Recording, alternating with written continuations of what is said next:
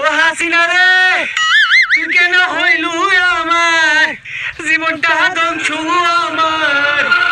মোদিজি, বর্ডারে বাংলাদেশে খুব বার বেড়েছে। আমাদের বিএসএফ সদস্যকে ধরে নিয়ে কলাগাছির সাথে বেঁধে রেখেছে। কি বলিস, মানিজ্যতা থাকলো না, মনে হচ্ছে কলাগাছের সাথে দড়ি দিয়ে। ঠিক আছে, তুই আমি দেখছি।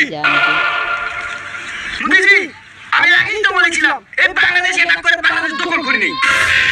সবচেয়ে তুই কথা বলিস রে, তোর কথা আমার কাছে বিষের মতো লাগে। এত বুঝিস তে ক্ষমতা ছেড়ে আমার কাছে পালিয়ে আসুকে। হতাচারি, হ্যাঁ এখন তো বিষের মতোই লাগবে, মধু পুড়িয়ে গেছে। হতাচারি, মুখে মুখে তর্ক